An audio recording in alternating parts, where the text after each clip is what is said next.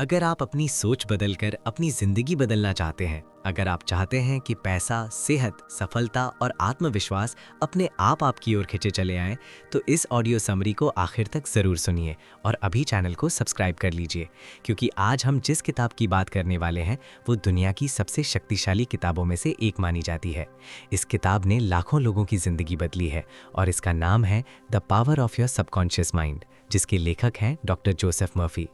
ये किताब हमें सिखाती है कि हमारी असली ताकत बाहर नहीं बल्कि हमारे अंदर छिपी होती है। हमारा अवचेतन मन यानी सबकॉन्शियस माइंड हर समय हमारे विश्वासों, डर, सोच और कल्पनाओं के अनुसार काम करता है। हम जैसा सोचते हैं वैसी ही परिस्थितियां धीरे धीरे हमारे जीवन में बनती चली जाती हैं। इस किताब में लेखक बहुत ही सरल भाषा और वास्तविक उदाहरणों के माध्यम से समझाते हैं कि अगर हम अपने सबकॉन्शियस माइंड को सही दिशा दे दें तो असंभव लगने वाली चीज़ें भी संभव हो सकती हैं। इस हिंदी ऑडियो समरी को मैंने कुल 16 भागों में तैयार किया है ताकि आप हर एक कॉन्सेप्ट को गहराई से, आसानी से और स्टेप बाय स्टेप समझ सकें। हर भाग अपने आप में शक्तिशाली होगा और आपके सोचने का नज़रिया बदल देगा। भाग 1, अवचेतन मन की शक्ति।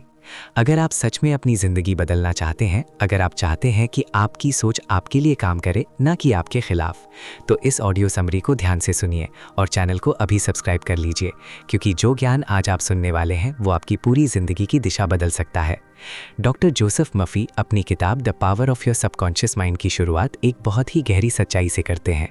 वे कहते हैं कि इंसान की ज़िंदगी जैसी होती है वो उसके अवचेतन मन यानी सबकॉन्शियस माइंड का सीधा परिणाम होती है। इंसान बाहर से जो कुछ भी अनुभव करता है, सफलता, असफलता, गरीबी, अमीर बनना, बीमारी या सेहत, ये सब पहले उसके अंदर पैदा होता है। लेखक बताते हैं कि हमारा मन 2 हिस्सों में काम करता है। एक है कॉन्शियस माइंड यानी चेतन मन और दूसरा है सबकॉन्शियस माइंड यानी अवचेतन मन। चेतन मन वो होता है जिससे हम सोचते हैं, विश्वासों को स्वीकार करता है और उन्हें हकीकत में बदलने का काम करता है। डॉक्टर मर्फी साफ शब्दों में कहते हैं कि अवचेतन मन कभी तर्क नहीं करता, वो सिर्फ आदेश मानता है। आप अपने चेतन मन से जो भी विचार बार बार सोचते हैं, अवचेतन मन उसे सच मान लेता है, चाहे वो विचार सही हो या गलत, सकारात्मक हो या नकारात्मक। उदाहरण के तौर पर अगर कोई व्यक्ति बार बार सोचता है कि मैं बीमार हूं या मैं कभी सफल नहीं हो सकता, तो अवचेतन मन उस विचार को आदेश समझकर उसी दिशा में काम शुरू कर देता है। किताब में लेखक एक बहुत ही महत्वपूर्ण बात बताते हैं कि अवचेतन मन 24 घंटे काम करता रहता है, चाहे आप जाग रहे हों या सो रहे हों। यही मन आपके दिल की धड़कन, सांस, पाचन और शरीर की हीलिंग को नियंत्रित करता है। इसका मतलब ये हुआ कि जो शक्ति आपके शरीर को जिंदा रखती है, वही शक्ति आपकी जिंदगी की परिस्थितियां भी बना सकती है। डॉक्टर जोसेफ मर्फी ये भी बताते हैं कि प्राचीन समय से लेकर आधुनिक विज्ञान तक हर जगह एक ही सच्चाई सामने आती है, जैसा आप भीतर सोचते हैं वैसा ही बाहर दिखाई देता है। बाइबल, योग, आध्यात्म और मनोविज्ञान सभी यही कहते हैं कि इंसान की कल्पना और विश्वास उसकी तकदीर बनाते हैं। लेखक एक उदाहरण देते हैं कि अगर 2 लोग एक ही परिस्थिति में हों, लेकिन एक व्यक्ति सकारात्मक सोच रखता हो और दूसरा नकारात्मक, तो दोनों के परिणाम बिल्कुल अलग होंगे। कारण सिर्फ इतना है कि उनका अवचेतन मन अलग अलग निर्देशों पर काम कर रहा होता है। इस पहले भाग में डॉक्टर मर्फी हमें ये समझाते हैं कि अवचेतन मन ना तो भाग्य देखता है, ना हालात, ना उम्र और ना ही आपकी पिछली असफलताएं। वो सिर्फ आपके वर्तमान विश्वासों को देखता है। अगर आप अपने विश्वास बदल दें तो आपका भविष्य अपने आप बदलने लगता है। लेखक का सबसे बड़ा संदेश यही है कि आप कमज़ोर नहीं हैं, आपके अंदर असीम शक्ति छिपी हुई है। जब आप अपने सबकॉन्शियस माइंड की शक्ति को पहचान लेते हैं और उसे सही दिशा देते हैं, तो वही शक्ति आपके लिए सेहत, शांति, सफलता और समृद्धि का रास्ता खोल देती है। यहीं से इस किताब की असली यात्रा शुरू होती है, जहां आगे के भागों में आप सीखेंगे कि अपने अवचेतन मन को कैसे प्रशिक्षित किया जाए, नकारात्मक विश्वासों को कैसे हटाया जाए और अपने सपनों की जिंदगी कैसे बनाई जाए।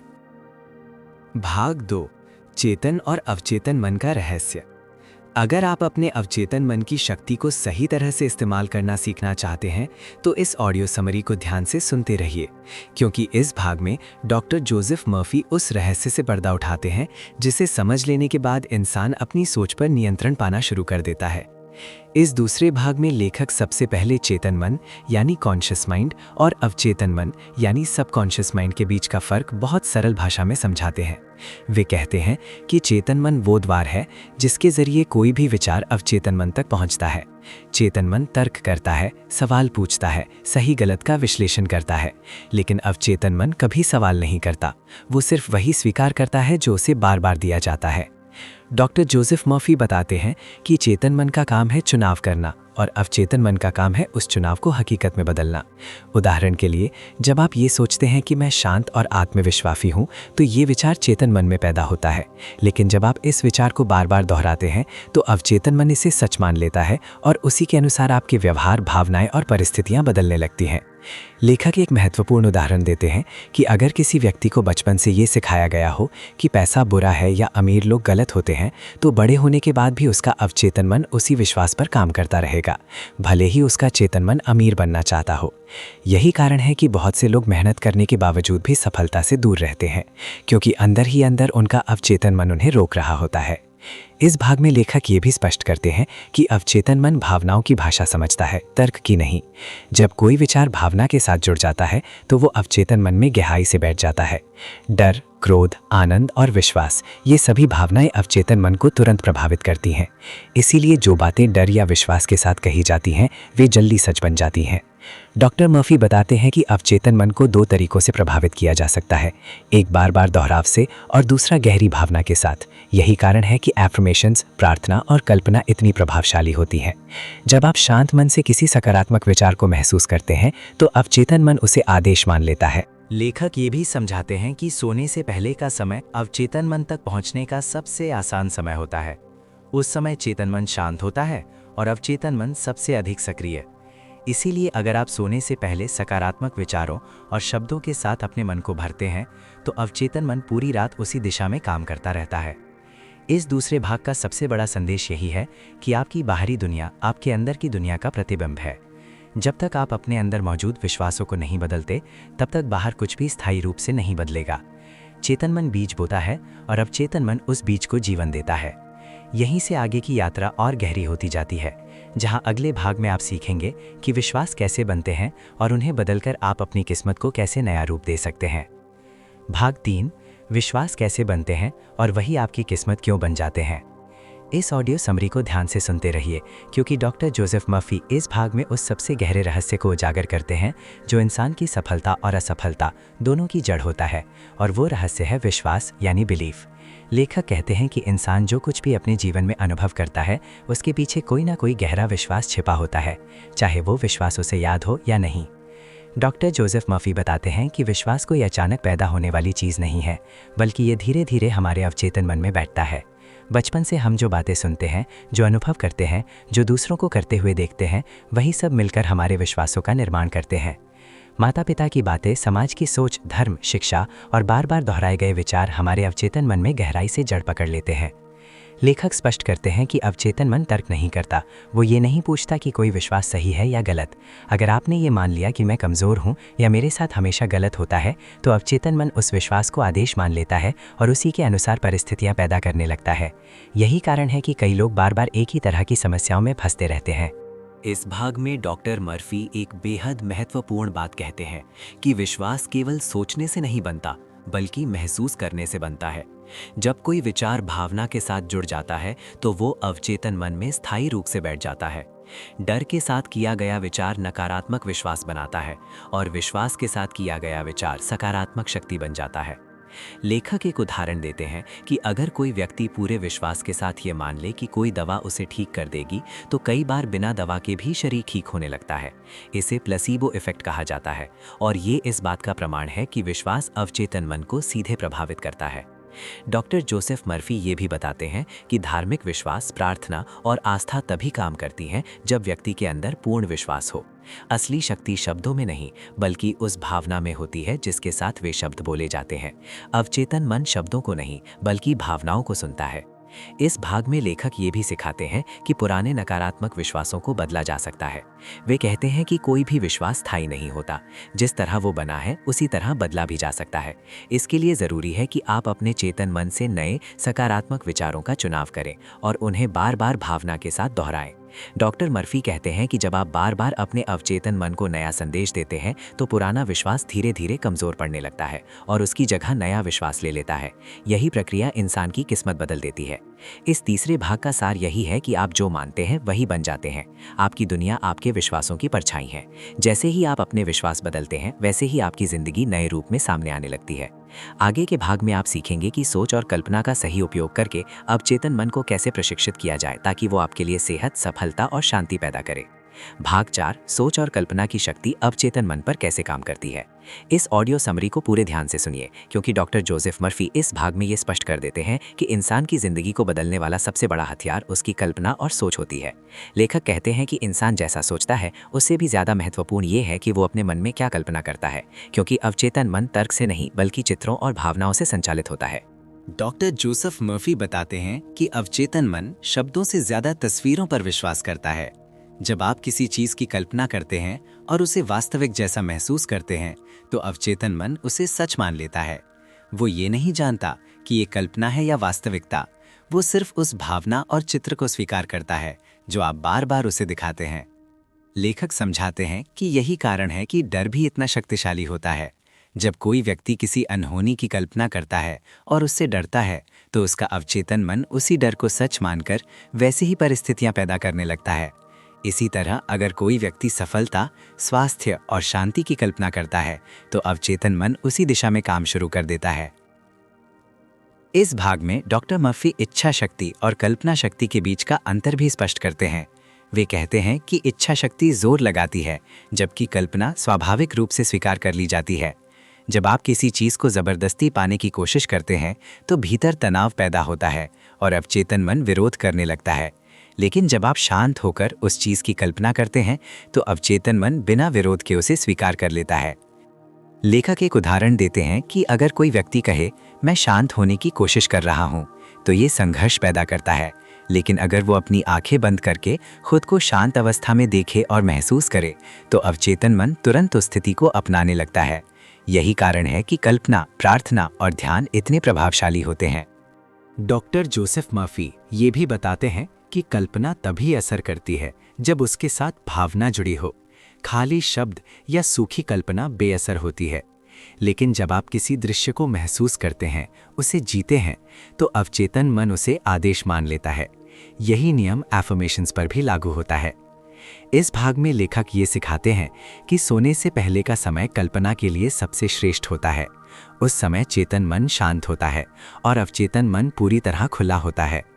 अगर आप सोने से पहले अपने मन में स्वास्थ्य, सफलता और शांति की कल्पना करते हैं तो अवचेतन मन पूरी रात उसी छवि पर काम करता रहता है। डॉक्टर जोसेफ मर्फी का संदेश बहुत स्पष्ट है। आपकी कल्पना ही आपकी भविष्य की पटकथा लिखती है। आप आज जो कल्पना करते हैं वही कल आपकी वास्तविकता बन जाती है।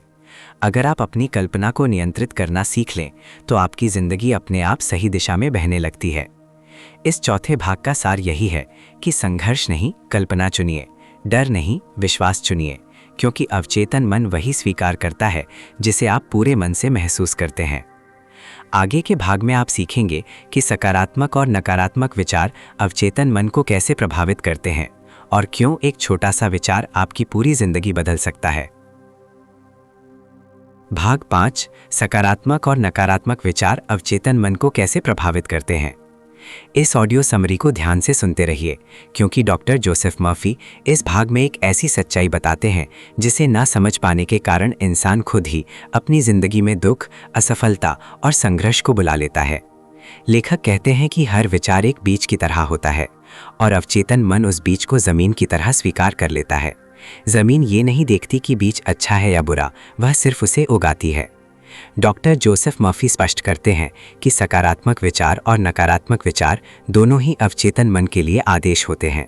अगर आप बार बार डर, चिंता, क्रोध और असफलता के विचार सोचते हैं तो अवचेतन मन उन्हें स्वीकार कर उसी तरह के परिणाम पैदा करने लगता है।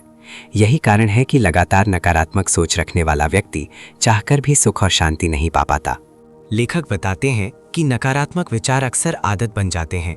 इंसान बिना सोचे समझे शिकायत करता है, दूसरों को दोष देता है और अपने भाग्य को कोसता है। ये सभी बातें अवचेतन मन में गहराई से बैठ जाती हैं और वही मन बार बार ऐसी परिस्थितियां पैदा करता है जिनसे ये नकारात्मक विचार और मजबूत हो जाएं। ये एक दुष्चक्र बन जाता है। इस भाग में डॉक्टर मर्फी ये भी बताते हैं कि सकारात्मक सोच केवल शब्दों का खेल नहीं है। अगर कोई व्यक्ति ऊपर से सकारात्मक बातें कहे लेकिन अंदर से डर और संदेह से भरा हो, तो अवचेतन मन शब्दों को नहीं बल्कि अंदर की भावना को स्वीकार करता है। इसलिए असली बदलाव तब आता है जब सकारात्मक विचारों के साथ भावना और विश्वास जुड़ा हो। लेखक एक महत्वपूर्ण नियम बताते हैं कि जिस विचार को आप लगातार अपने मन में स्थान देते हैं, वो धीरे धीरे आपकी आदत बन जाता है और आदत आपकी प्रकृति बन जाती है। जब प्रकृति बदल जाती है तो जीवन अपने आप बदल जाता है। यही कारण है कि एक छोटा सा विचार भी अगर रोज दोहराया जाए तो वो इंसान की पूरी जिंदगी की दिशा बदल सकता है। डॉक्टर जोसेफ मर्फी ये भी समझाते हैं कि अवचेतन मन हमेशा हाँ कहता है। आप अगर कहते हैं मैं बीमार नहीं होना चाहता, तो अवचेतन मन बीमार शब्द पर ध्यान देता है। इसलिए लेखक सलाह देते हैं कि नकारात्मक शब्दों से बचें और हमेशा वही कहें जो आप चाहते हैं, ना कि वो जो आप नहीं चाहते। इस भाग में लेखक ये सिखाते हैं कि जैसे ही कोई नकारात्मक विचार मन में आए, उसी क्षण उसे सकारात्मक विचार से बदल देना चाहिए। उदाहरण के लिए, अगर विचार आए मैं असफल हो जाऊंगा, तो तुरंत मन में कहें मैं सफल हो रहा हूं और मेरा अवचेतन मन मेरा साथ दे रहा है। ये अभ्यास धीरे धीरे अवचेतन मन को नए आदेश देने लगता है। डॉक्टर जोसेफ मर्फी का संदेश बहुत साफ है। आपका मन बगीचे की तरह है। आप उसमें जो बीज बोएंगे वही फल पाएंगे। अगर आप शांति, स्वास्थ्य और सफलता चाहते हैं, तो आपको अपने मन में वही बोना होगा। इस 5वें भाग का सार यही है कि विचार छोटी चीज़ नहीं है। हर विचार में शक्ति होती है। जब आप अपने विचारों पर नियंत्रण पा लेते हैं, तो आप अपने अवचेतन मन पर नियंत्रण पा लेते हैं और वहीं से आपकी ज़िंदगी सच में बदलना शुरू होती है। आगे के भाग में आप सीखेंगे कि डर और नकारात्मक भावनाओं को जड़ से कैसे हटाया जाए, ताकि अवचेतन मन पूरी तरह आपके पक्ष में काम करने लगे। भाग 6, डर और नकारात्मक भावनाओं को जड़ से कैसे हटाएं। इस ऑडियो समरी को ध्यान से सुनते रहिए, क्योंकि डॉक्टर जोसेफ मर्फी इस भाग में उस सबसे बड़े शत्रु की पहचान कराते हैं जो इंसान की सफलता, स्वास्थ्य और शांति को अंदर ही अंदर नष्ट करता रहता है, और वो शत्रु है डर।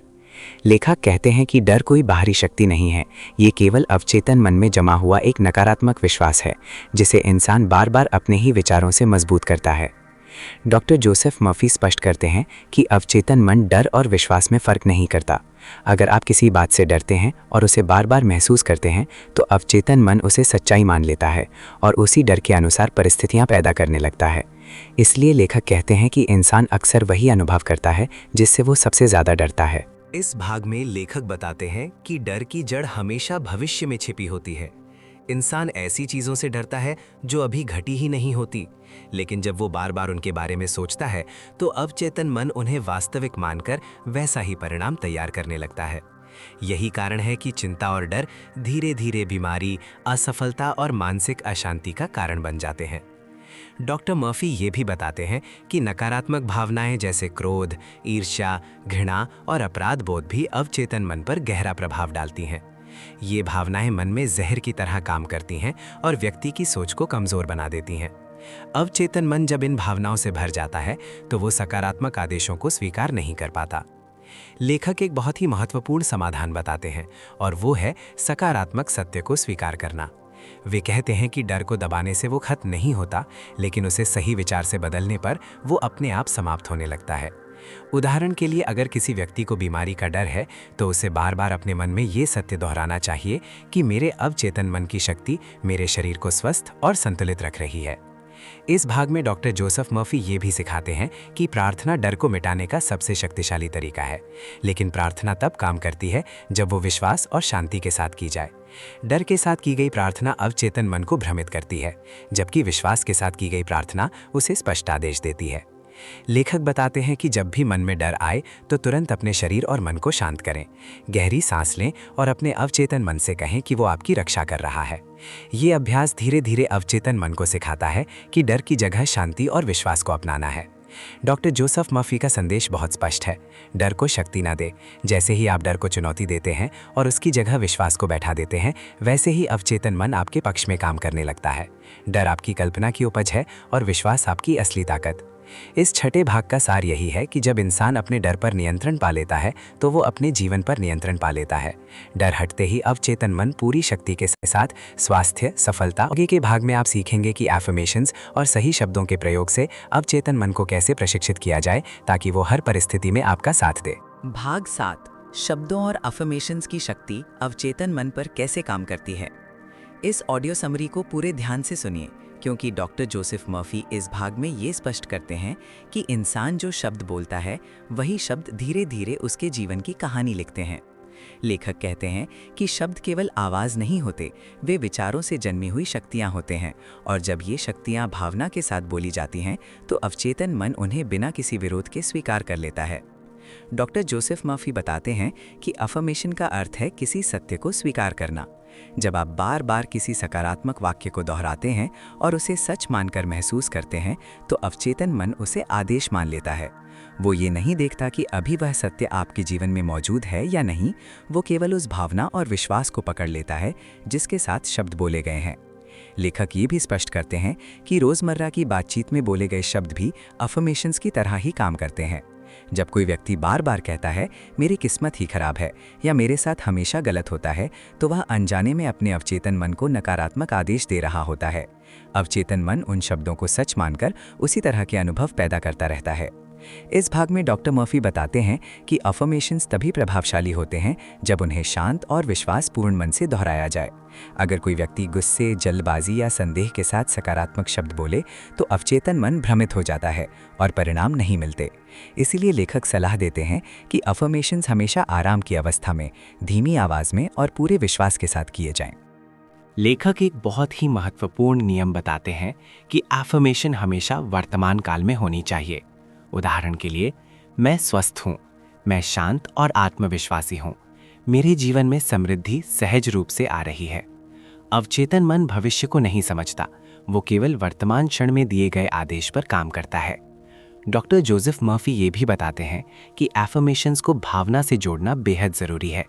सिर्फ शब्दों को रट लेना काफ़ी नहीं है। जब आप शब्दों के साथ उस स्थिति को महसूस करते हैं तो अवचेतन मन तुरंत सक्रिय हो जाता है। जैसे ही आप कहते हैं मैं शांत हूँ और भीतर शांति महसूस करते हैं, अवचेतन मन उसी शांति को बनाए रखने लगता है। इस भाग में लेखक ये भी सिखाते हैं कि नकारात्मक शब्दों से पूरी तरह बचना चाहिए। नहीं, मत, कभी नहीं जैसे शब्द अवचेतन मन के लिए भ्रम पैदा करते हैं। इसलिए हमेशा वही शब्द बोलें जो आप चाहते हैं, ना कि वो जो आप नहीं चाहते। डॉक्टर जोसेफ मर्फी का संदेश साफ है, आपके शब्द आपके जीवन के बीज हैं। आप जो बोलते हैं वही धीरे धीरे आपकी वास्तविकता बनता है। अगर आप अपने शब्दों पर नियंत्रण पालें तो आप अपने अवचेतन मन को सही दिशा दे सकते हैं। इस 7वें भाग का सार यही है कि सही शब्द, सही भावना और सही विश्वास मिलकर चमत्कार पैदा करते हैं। जब एफर्मेशंस आदत बन जाती हैं तो अवचेतन मन पूरी तरह आपके पक्ष में काम करने लगता है। आगे के भाग में आप सीखेंगे कि अवचेतन मन की शक्ति से स्वास्थ्य और शरीर की हीलिंग कैसे संभव होती है। भाग 8, अवचेतन मन और शरीर की हीलिंग की अद्भुत शक्ति। इस ऑडियो समरी को ध्यान से सुनते रहिए, क्योंकि डॉक्टर जोसेफ मर्फी इस भाग में ये सिद्ध करते हैं कि इंसान का शरीर सिर्फ दवाओं से नहीं बल्कि उसके अवचेतन मन के आदेशों से भी ठीक होता है। लेखक कहते हैं कि हमारे शरीर के भीतर एक प्राकृतिक बुद्धि काम करती है जो हर समय हमें स्वस्थ और संतुलित रखने का प्रयास करती रहती है। यही बुद्धि अवचेतन मन की शक्ति है। डॉक्टर जोसेफ मर्फी बताते हैं कि जब इंसान बीमार होता है तो केवल शरीर ही नहीं बल्कि उसका मन भी असंतुलित होता है। डर, चिंता, क्रोध और नकारात्मक सोच अवचेतन मन को ऐसे आदेश देती हैं जो शरीर की हीलिंग प्रक्रिया को धीमा कर देती हैं। लेकिन जैसे ही मन शांत होता है और सकारात्मक विश्वास बनते हैं, शरीर अपने आप ठीक होने लगता है। इस भाग में लेखक कई उदाहरण देते हैं जहां लोग केवल विश्वास और सही मानसिक स्थिति के कारण ठीक हो गए। वे बताते हैं कि प्लेसिबो इफेक्ट इसी सिद्धांत का प्रमाण है। जब व्यक्ति पूरे विश्वास के साथ ये मान लेता है कि वो ठीक हो रहा है तो अवचेतन मन शरीर की हर कोशिका को उसी दिशा में काम करने का आदेश देता है। डॉक्टर मर्फी स्पष्ट करते हैं कि अवचेतन मन सीधे तंत्रिका तंत्र, हार्मोन्स और शरीर की सभी क्रियाओं को नियंत्रित करता है। यही कारण है कि लंबे समय तक चला तनाव और डर शरीर में बीमारी पैदा कर सकता है। अवचेतन मन उस तनाव को सच मानकर शरीर को कमजोर कर देता है। लेखक इस भाग में हीलिंग प्रेयर का तरीका भी बताते हैं। वे कहते हैं कि बीमारी से लड़ने के बजाय स्वास्थ्य को स्वीकार करें। बार बार ये कल्पना करें कि आपके शरीर में शांति और संतुलन है। जब आप बीमारी पर ध्यान देते हैं तो आप उसे शक्ति देते हैं, लेकिन जब आप स्वास्थ्य पर ध्यान देते हैं तो अवचेतन मन उसी को साकार करता है। डॉक्टर जोसेफ मर्फी ये भी बताते हैं कि सोने से पहले किया गया हीलिंग एफर्मेशन सबसे अधिक प्रभावी होता है। उस समय चेतन मन शांत होता है और अवचेतन मन सीधे आदेश स्वीकार करता है।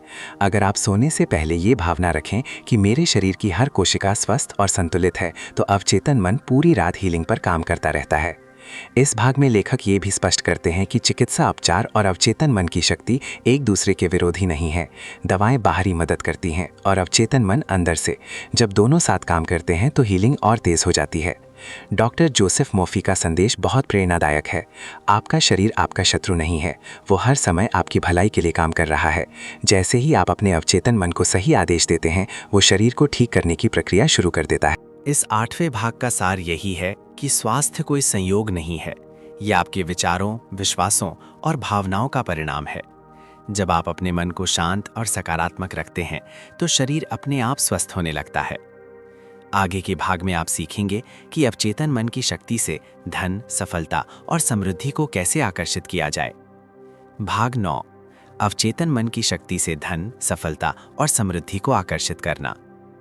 इस ऑडियो समरी को ध्यान से सुनते रहिए, क्योंकि डॉक्टर जोसेफ मर्फी इस भाग में उस भ्रम को तोड़ते हैं जो अधिकतर लोगों के मन में बैठा होता है कि पैसा केवल मेहनत, किस्मत या हालात से मिलता है। लेखक कहते हैं कि धन और सफलता सबसे पहले अवचेतन मन में पैदा होती है और बाद में बाहरी दुनिया में दिखाई देती है। अगर मन में कमी का भाव है तो बाहर भी कमी ही दिखाई देगी। डॉक्टर जोसेफ मर्फी स्पष्ट करते हैं कि गरीबी कोई परिस्थिति नहीं बल्कि एक मानसिक स्थिति है। जब इंसान बार बार ये सोचता है कि मेरे पास पर्याप्त नहीं है या पैसा कमाना मुश्किल है, तो अवचेतन मन उन विचारों को आदेश मानकर वैसी ही परिस्थितियां बनाता है। अवचेतन मन अवसरों को देखने से पहले ही रोक देता है। इस भाग में लेखक बताते हैं कि धन कोई बुरी चीज नहीं है। पैसा अपने आप में ना अच्छा होता है ना बुरा, वो सिर्फ एक ऊर्जा है। इंसान जैसा उसके बारे में सोचता है वो वैसा ही परिणाम देता है। अगर आप पैसा को बुराई, लालच या पाप से जोड़ते हैं तो अवचेतन मन उसे आपसे दूर रखेगा। डॉक्टर मर्फी कहते हैं कि समृद्धि पाने का पहला नियम है समृद्धि को स्वीकार करना। आपको अपने मन में ये सत्य बैठाना होगा कि ब्रह्मांड में प्रचुरता है और आपके लिए भी पर्याप्त है। जब आप भीतर से ये मान लेते हैं कि आप धन पाने के योग्य हैं, तभी अवचेतन मन उस दिशा में काम करना शुरू करता है। लेखक इस भाग में प्रॉस्पेरिटी एफर्मेशंस का जिक्र करते हैं। वे कहते हैं कि रोज शांत मन से ये भावना रखें कि समृद्धि मेरे जीवन में सहज रूप से प्रवाहित हो रही है। इस वाक्य को डर या लालच से नहीं बल्कि कृतज्ञता और विश्वास के साथ दोहराना चाहिए। अवचेतन मन उसी भावना के अनुसार अवसर, लोग और परिस्थितियां आकर्षित करने लगता है। डॉक्टर जोसेफ मर्फी ये भी बताते हैं कि ईर्ष्या और तुलना धन की सबसे बड़ी बाधा है। जब आप किसी और की सफलता से जलते हैं तो आप अवचेतन मन को ये संदेश देते हैं कि सफलता सीमित है। लेकिन जब आप दूसरों की सफलता से प्रेरणा लेते हैं और उनके लिए खुशी महसूस करते हैं तो अवचेतन मन प्रचुरता को स्वीकार करता है। इस भाग में लेखक ये भी सिखाते हैं कि धन को लेकर डर छोड़ना बहुत ज़रूरी है। पैसा खोने का डर, असफल होने का डर और भविष्य की चिंता अवचेतन मन को रोक देती है। जैसे ही आप विश्वास के साथ काम करते हैं और परिणाम को अवचेतन मन पर छोड़ देते हैं, वैसे ही रास्ते खुलने लगते हैं। डॉक्टर जोसेफ मर्फी का संदेश साफ है। आप जितना भीतर से अमीर महसूस करेंगे उतना ही बाहर अमीरी दिखाई देगी। धन को पाने के लिए संघर्ष नहीं बल्कि सही मानसिक स्थिति चाहिए। इस 9वें भाग का सार यही है कि समृद्धि कोई लक्ष्य नहीं बल्कि एक अवस्था है। जब आप अपने अवचेतन मन को प्रचुरता के विचारों से भर देते हैं तो सफलता और पैसा अपने आप आपके जीवन में आने लगते हैं। आगे के भाग में आप सीखेंगे कि रिश्तों, प्रेम और मानव संबंधों में अवचेतन मन कैसे काम करता है और कैसे गलत सोच रिश्तों को बिगाड़ देती है। भाग 10, रिश्तों, प्रेम और मानव संबंधों में अवचेतन मन की भूमिका। इस ऑडियो समरी को ध्यान से सुनते रहिए, क्योंकि डॉक्टर जोसेफ मर्फी इस भाग में बताते हैं कि इंसान के जीवन में सबसे ज्यादा सुख या दुख अगर किसी चीज से मिलता है तो वो है उसके रिश्ते। लेखक कहते हैं कि हमारे रिश्ते जैसे होते हैं वैसे ही हमारे अवचेतन मन में दूसरों के बारे में विश्वास और धारणाएं बनी होती हैं। बाहर जो व्यवहार हमें मिलता है वो हमारे अंदर की सोच का ही प्रतिबिंब होता है। डॉक्टर जोसेफ मर्फी स्पष्ट करते हैं कि इंसान अनजाने में दूसरों के बारे में नकारात्मक धारणाएं बना लेता है। अगर कोई व्यक्ति ये मान ले कि लोग धोखेबाज होते हैं या कोई मुझे समझ नहीं सकता, तो उसका अवचेतन मन उसी विश्वास के अनुसार परिस्थितियां पैदा करता है और उसे बार बार ऐसे ही लोग मिलते हैं जो उसके विश्वास को सच साबित कर दें। इस भाग में लेखक ये भी बताते हैं कि प्रेम की कमी बाहर नहीं बल्कि अंदर होती है। जब इंसान खुद से प्रेम नहीं करता, खुद को योग्य नहीं मानता, तो उसका अवचेतन मन उसी भावना को दूसरों तक पहुंचा देता है। परिणाम स्वरूप रिश्तों में तनाव, गलतफहमी और दूरी पैदा होने लगती है। डॉक्टर जोसेफ मर्फी कहते हैं कि अवचेतन मन संघर्ष को नहीं, सामंजस्य को पसंद करता है। जब आप अपने मन में शांति, सम्मान और प्रेम की भावना रखते हैं, तो अवचेतन मन दूसरों के व्यवहार को भी उसी दिशा में मोड़ने लगता है। ये कोई जादू नहीं बल्कि मानसिक नियम है। लेखक एक महत्वपूर्ण नियम बताते हैं कि कभी भी किसी व्यक्ति के बारे में मन में नकारात्मक कल्पना ना करें। अगर आप किसी से नाराज हैं और मन ही मन उससे झगड़ते रहते हैं, तो आप अवचेतन मन को संघर्ष का आदेश दे रहे होते हैं। इसके विपरीत, अगर आप शांत होकर उस व्यक्ति को प्रेम और समझ के साथ कल्पना में देखते हैं, तो धीरे धीरे वास्तविक रिश्ते में भी बदलाव आने लगता है। इस भाग में डॉक्टर मर्फी क्षमा की शक्ति पर भी जोर देते हैं। वे कहते हैं कि क्षमा दूसरे के लिए नहीं बल्कि खुद के लिए होती है। जब आप किसी के प्रति गुस्सा या द्वेष पालते हैं, तो वो जहर बनकर आपके अवचेतन मन में बैठ जाता है और आपके ही जीवन में कड़वाहट खोलता है। जैसे ही आप क्षमा करते हैं, अवचेतन मन मुक्त हो जाता है। डॉक्टर जोसेफ मर्फी ये भी सिखाते हैं कि रिश्तों को सुधारने के लिए एफर्मेशंस बहुत प्रभावशाली होती हैं, जैसे मेरे सभी रिश्ते प्रेम, सम्मान और सामंजस्य से भरे हैं। इस वाक्य को भावना के साथ दोहराने से अवचेतन मन नए अनुभवों को आकर्षित करने लगता है। इस 10वें भाग का सार यही है कि आप दूसरों को वैसे ही देखते हैं जैसे आप अपने अंदर हैं। जब आप अपने अवचेतन मन को प्रेम, सम्मान और शांति से भर देते हैं, तो वही गुण आपके रिश्तों में अपने आप दिखाई देने लगते हैं। आगे के भाग में आप सीखेंगे कि आदतें कैसे बनती हैं और अवचेतन मन की मदद से उन्हें कैसे बदला जा सकता है, ताकि जीवन की दिशा पूरी तरह बदल जाए। भाग 11, आदतें कैसे बनती हैं और अवचेतन मन से उन्हें कैसे बदला जाए। इस ऑडियो समरी को ध्यान से सुनते रहिए, क्योंकि डॉक्टर जोसेफ मर्फी इस भाग में उस रहस्य को खोलते हैं जिसकी वजह से इंसान चाहकर भी अपनी बुरी आदतें नहीं छोड़ पाता और अच्छी आदतें बनाना उसे कठिन लगता है। लेखक कहते हैं कि आदतें आपकी इच्छा से नहीं बल्कि आपके अवचेतन मन से संचालित होती हैं। जब तक अवचेतन मन न बदले, तब तक आदतें भी नहीं बदलती। डॉक्टर जोसेफ मर्फी स्पष्ट करते हैं कि हर आदत पहले एक विचार होती है। जब वही विचार बार बार दोहराया जाता है, तो वो अवचेतन मन में बैठ जाता है और फिर बिना सोचे समझे व्यवहार बन जाता है।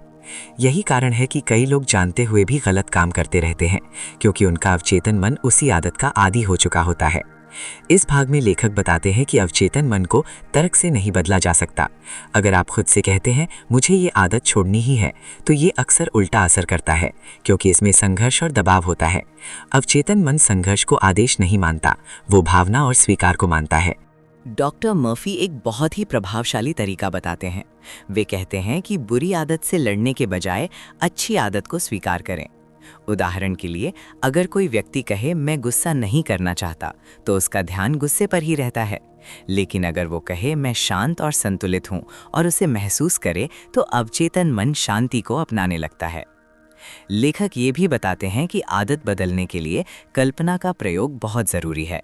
रोज कुछ समय शांत होकर अपनी आंखें बंद करें और खुद को उस अच्छी आदत के साथ देखें जिसे आप अपनाना चाहते हैं। अवचेतन मन उस चित्र को सच मान लेता है और धीरे धीरे वही व्यवहार स्वाभाविक बन जाता है। इस भाग में डॉक्टर जोसेफ मर्फी ये भी स्पष्ट करते हैं कि आदतें रातों रात नहीं बदलती। अवचेतन मन को नया आदेश स्वीकार करने में समय लगता है, इसलिए धैर्य और निरंतरता बहुत ज़रूरी है। रोज वही सकारात्मक विचार और कल्पना दोहराने से पुरानी आदत कमज़ोर पड़ने लगती है। लेखक ये भी कहते हैं कि आत्मदोष और अपराध बोध आदत बदलने में सबसे बड़ी बाधा है। जब इंसान खुद को दोष देता है, तो वो अवचेतन मन को असफलता का आदेश देता है। इसके बजाय खुद के प्रति दया और विश्वास रखें। डॉक्टर जोसेफ मर्फी का संदेश साफ है, आप अपनी आदतें नहीं हैं, आप उन्हें बदल सकते हैं।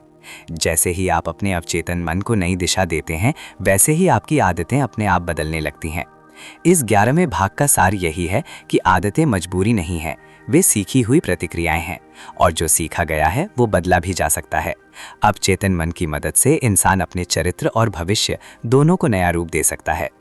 आगे के भाग में आप सीखेंगे कि प्रार्थना और अवचेतन मन का गहरा संबंध क्या है और सही प्रार्थना कैसे जीवन में चमत्कार ला सकती है।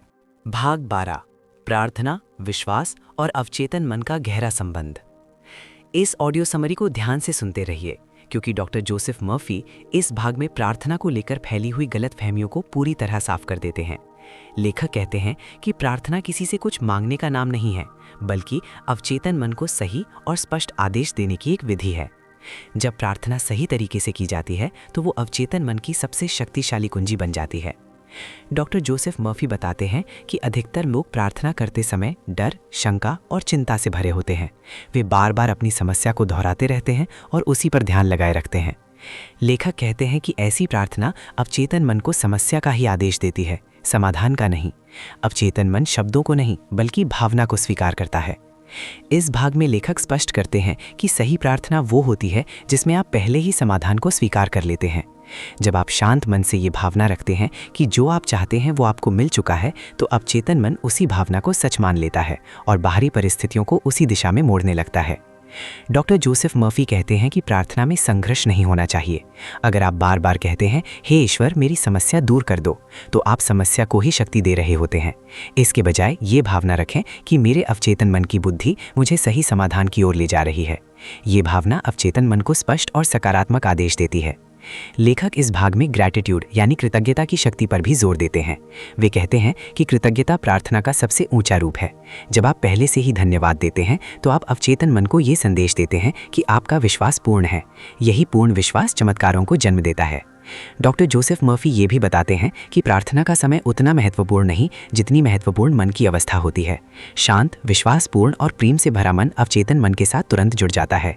इसलिए प्रार्थना करते समय मन को शांत रखना सबसे ज़रूरी है। इस भाग में लेखक ये भी स्पष्ट करते हैं कि अलग अलग धर्मों में प्रार्थना के तरीके भले अलग हों, लेकिन सिद्धांत एक ही है। हर जगह विश्वास, भावना और स्वीकार ही अवचेतन मन को सक्रिय करता है। डॉक्टर जोसेफ मर्फी का संदेश बहुत स्पष्ट है। प्रार्थना कोई जादू नहीं है, यह एक मानसिक नियम है। जब आप सही भावना के साथ प्रार्थना करते हैं तो अवचेतन मन आपके जीवन में सही परिस्थितियां पैदा करने लगता है। इस 12वें भाग का सार यही है कि विश्वास के साथ की गई प्रार्थना कभी निष्फल नहीं जाती।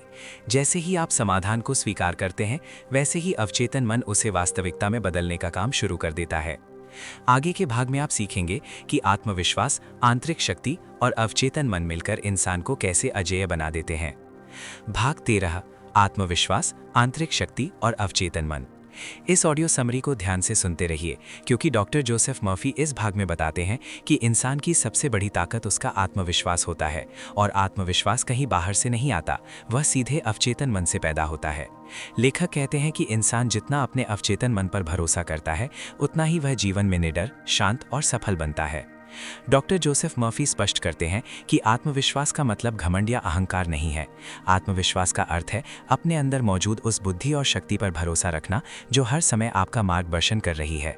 जब इंसान भीतर से ये मान लेता है कि मेरे अंदर सही निर्णय लेने की शक्ति है, तो अवचेतन मन उसी विश्वास के अनुसार परिस्थितियां तैयार करने लगता है। इस भाग में लेखक बताते हैं कि आत्मविश्वास की कमी का सबसे बड़ा कारण डर और आत्मसंदेह होता है। जब इंसान बार बार खुद से कहता है मैं ये नहीं कर सकता या मैं योग्य नहीं हूँ, तो वह अवचेतन मन को कमजोरी का आदेश दे देता है। अवचेतन मन उस आदेश को सच मानकर इंसान के व्यवहार और परिणामों को उसी दिशा में मोड़ देता है। डॉक्टर मर्फी कहते हैं कि अवचेतन मन हमेशा समर्थन करता है, विरोध नहीं।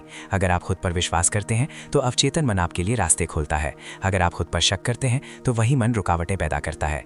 इसलिए लेखक सलाह देते हैं कि कभी भी अपने अंदर की शक्ति पर संदेह ना करें।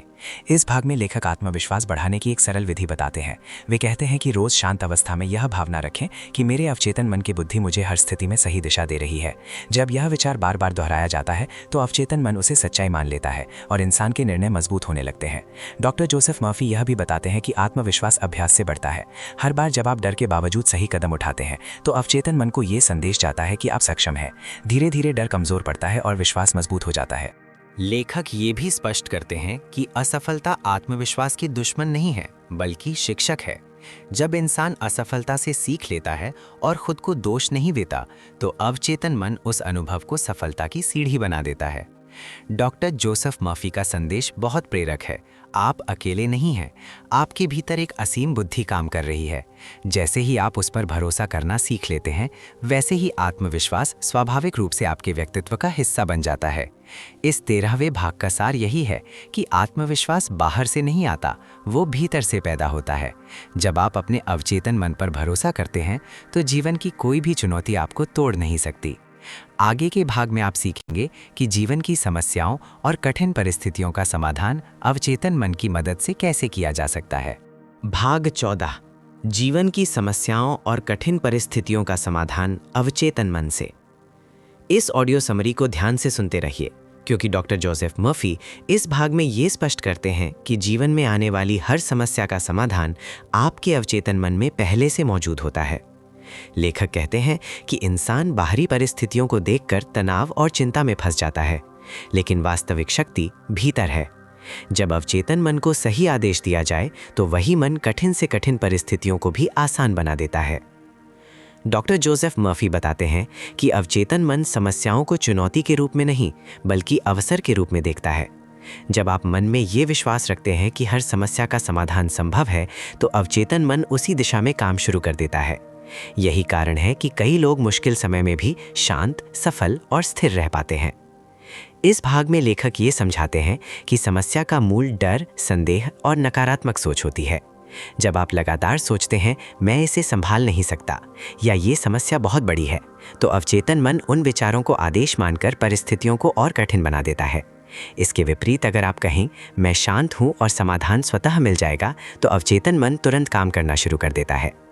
डॉक्टर मर्फी सिखाते हैं कि विजुअलाइजेशन यानी कल्पना का प्रयोग समस्याओं के समाधान में बेहद असरदार है। जब आप मन में समस्या को हल होते हुए कल्पना करते हैं और उसे महसूस करते हैं, तो अवचेतन मन उसे वास्तविकता के रूप में स्वीकार कर लेता है और बाहरी दुनिया उसी अनुरूप बदलने लगती है। लेखक ये भी स्पष्ट करते हैं कि समय की चिंता, जल्दीबाजी और असहजता अवचेतन मन को भ्रमित करती है। इसलिए समाधान खोजने के लिए शांत मन, विश्वास और संयम जरूरी है। रोज कुछ मिनट शांत होकर समस्या और समाधान दोनों का अवलोकन करना अवचेतन मन को आदेश देता है। डॉक्टर जोसेफ मर्फी ये भी बताते हैं कि कठिन परिस्थितियों में आशावाद और आंतरिक शांति बनाए रखना सबसे जरूरी है।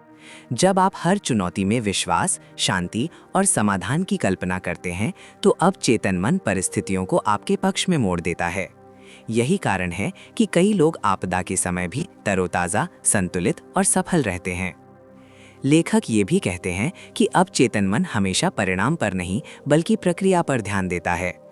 अगर आप समस्या के हल पर ध्यान केंद्रित करने के बजाय समाधान की प्रक्रिया को महसूस करते हैं, तो अवचेतन मन उस प्रक्रिया के अनुरूप हर कदम आपके लिए तैयार कर देता है। डॉक्टर जोसेफ मर्फी का संदेश साफ है। समस्याएं डरने या भागने के लिए नहीं, बल्कि सीखने और अवचेतन मन की शक्ति को सक्रिय करने के लिए आती हैं। जब आप अवचेतन मन को सही दिशा में निर्देश देते हैं, तो कोई भी कठिनाई आपको रोक नहीं सकती। इस 14वें भाग का सार यही है कि जीवन की समस्याएं बाहरी नहीं, भीतर की सोच और विश्वास का परिणाम है। जब आप अपने अवचेतन मन को समाधान की दिशा में सक्रिय करते हैं, तो मुश्किलें आसानी में बदल जाती हैं। आगे के भाग में आप सीखेंगे कि अपने जीवन में स्थायी शांति और संतोष कैसे बनाए रखें और अवचेतन मन इसे कैसे सुनिश्चित करता है।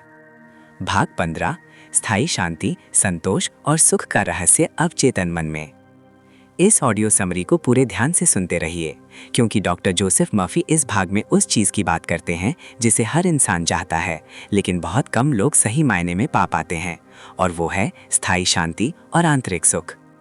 लेखक कहते हैं कि सच्ची शांति बाहर की परिस्थितियों से नहीं आती, वो सीधे आपके अवचेतन मन की अवस्था पर निर्भर करती है।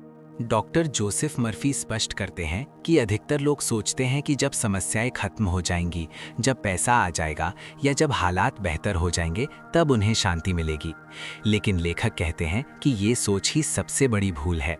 शांति कारण नहीं, बल्कि परिणाम है, और ये परिणाम तब आता है जब अवचेतन मन संतुलन और विश्वास की अवस्था में होता है। इस भाग में लेखक बताते हैं कि चिंता शांति की सबसे बड़ी दुश्मन है।